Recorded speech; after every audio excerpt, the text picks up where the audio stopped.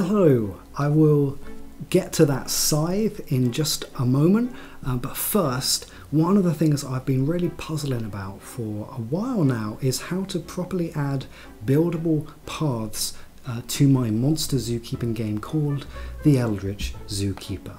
It might sound, buildable paths might sound quite simple, but it's taken me a couple of goes to get something that both looks really, really good, but is also technically a good solution, a solution that doesn't use a lot of memory and yes, if you watched my last video, you will see I have once again been joined by my bird friends who love nothing more, well, they love nothing more than, I guess, jump scares, and also driving me, when I'm trying to film these videos, driving me slightly, very slightly, slowly, a bit mad. So I apologise for that. We'll do the best we can. Paths is what we were talking about. Buildable paths. They're a big visual change to these monster zoos that you build. No longer does it look like the monsters are just in a field sitting somewhere, but rather part of this larger thing that you're building out. So visitors expect you to lay down paths between the monster enclosures and the shops and the bins and the benches and everything else that you have to build in your zoo. And when you build the path, it looks like this. You sort of paint it down as you run about, and you can also destroy the path as well. Yes, I will get to the scythe in a minute. I think that's what they want to hear about. Yeah, fly away. I'm glad they're gone.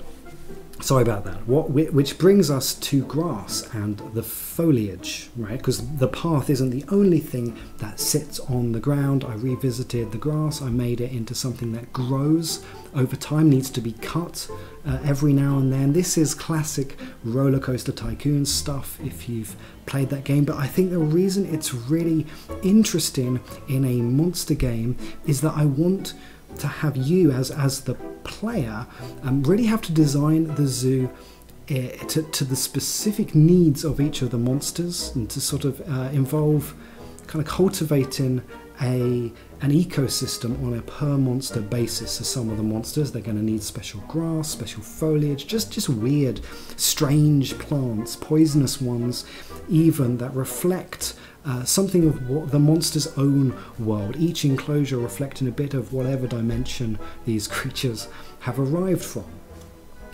Now that bit I haven't actually added into the game yet, but I think it's a really interesting idea. I hope you'll stick with me on for future videos, and consider subscribing, by the way, to see where that idea ends up.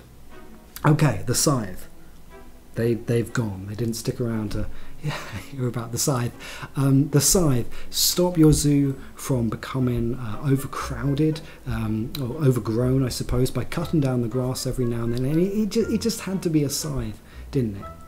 Now, if do visitors die if they get in the way? Yes, but on the other hand, visitors really don't like it. They're really unhappy if you've got an overgrown zoo. That'll affect the zoo satisfaction rating. So, sometimes visitors die, but most of the time they'll be happy. So it evens out. That's the scythe. Paths and grass and scythes. More updates soon. I'd actually really love to add a new monster soon, so maybe I will do that next.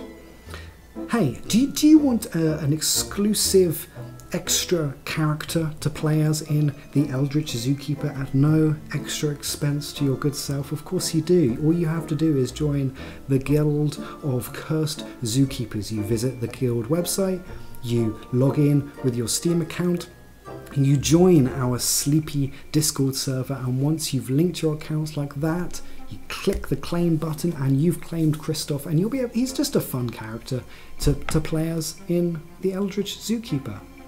Well, thanks for watching, subscribing, maybe even joining the guild, wishlisting the game on Steam. All that good stuff really helps me out. Thanks for watching, and I'll see you again very soon.